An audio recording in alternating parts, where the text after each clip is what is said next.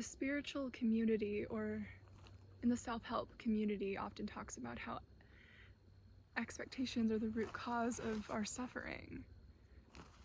And although that is true, and I believe that when you have expectation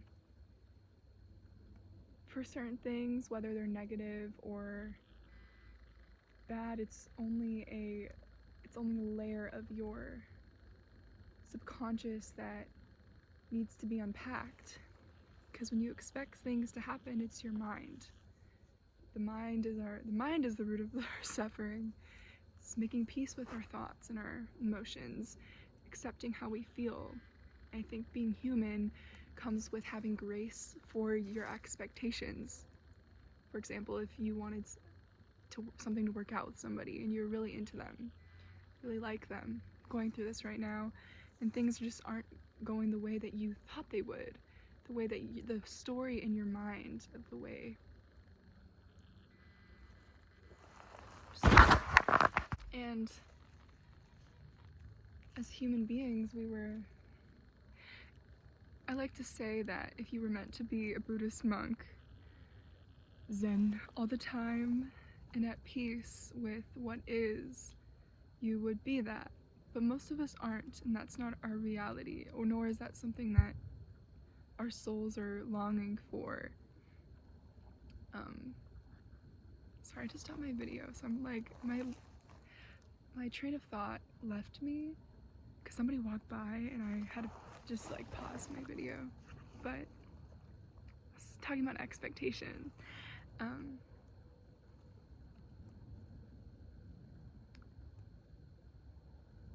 I think expectation shows us what we truly desire, if we're honest. If you want somebody to love you, in your mind you fantasize and are maybe slightly obsessed. I don't think obsession is necessarily even a bad thing. It's, in the grand scheme of things, obsession is just showing you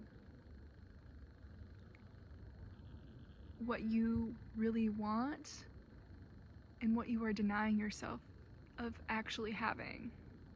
So if you really like somebody and they're not showing up in the way that you thought they would, the way that you expected that they would, and it hurts, you're crumbling, this story is falling apart, and you either can become angry and resentful, maybe blow up on a person and tell them, oh, why do you do that? Why are you like this? This is all the things that are wrong with you. But really, it's just reflecting back to you, oh, actually, I do want love. I want real love. I want somebody who sees me, who I can experience love with. And if that's not happening in your life in this present moment, then that's still a possibility. And no person can make you happy other than yourself. We are born into this world alone. We have people who take care of us. Some of us don't. Some of us are born into this world truly alone. Some of us weren't held enough as children or babies. We never formed that connection to mother, that love connection, that hormone that you need to feel like, the hormone that you need to have felt to be a well-rounded human being.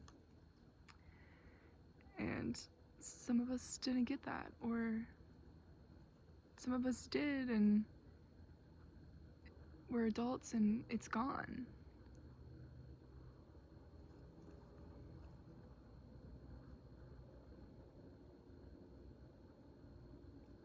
Suffering is good. Suffering is the one thing every single human being can relate to. What every single human being can find in common. Because when you see somebody and they're happy and they're joyful, or if you're really happy and joyful and your friends are like, shut the hell up, I do not have the energy for your, oh my gosh, my little antennas. This is what I call them when they stick out of my beanie. This braid is just absolute. I don't know what's going on. Okay, when you're joyful and you're excited about life and you're expressing it and you're like, let's go, and you're trying to hype your friends up or whatever, or somebody else has a really good attitude and you're like, I do not have the energy for this right now. No. But when someone's like, I'm going through a rough time, shit is hard, you're like, I feel you, I get it, I've been there, you got this. See? We get in the way of our own happiness. Absolutely. And ultimately, there are no wrong mistakes. There is not one path you can go down on. There is not one choice you can make. There's not a wrong choice. There's not even a wrong choice you can make. There's not a wrong step. There is no answers. You are usually right exactly where you need to be in your life. Is a reflection of this. And if you're gonna let the whispers of everybody else's pain and sorrow and suffering to infiltrate your consciousness, the front part of your brain that filters in information, you're gonna let that be at the forefront of your mind? Are you gonna clear your head? Are you gonna go out in nature? Are you gonna choose light? Are you gonna choose the sun? You're gonna choose to go for a walk? Are you going to choose to do hard things? Are you gonna choose to be alone rather than settle in relationships or situations or jobs or living situations that are slowly killing you? I'm a person that feels my life. I'm a person that, okay, when I was younger, I was around, I think a lot of us have this experience. Most of our parents were adult. Oh, the sun came out. Immediately felt that. Have parents or people that told us that this is how life is. This is what life looks like. Or we grew up and saw our parents in loveless relationships, or they're addicted to drugs, or they were angry, and it depends on your upbringing, but I saw a lot of this. I saw a lot of anger, resentment, and pain in my childhood. And as I grew up to be an adult, I don't know, a part of my soul just decided that this is not how I want to live my life. And now I'm like having to, I think your whole life is healing. Your whole life is that healing journey of removing all the layers or not removing layers, but shining light onto the places of yourself that you denied love, or the places of yourself that you took on other people's shit. You took on the world. You took on the world because you're like, I want to save the world. I want to make this world a better place. And if you try to do that shit alone, it will crumble you. You will break. But before the dark, there's always the light. Before dawn, it's always midnight. That's just the cycle of life. Time is, the spiral.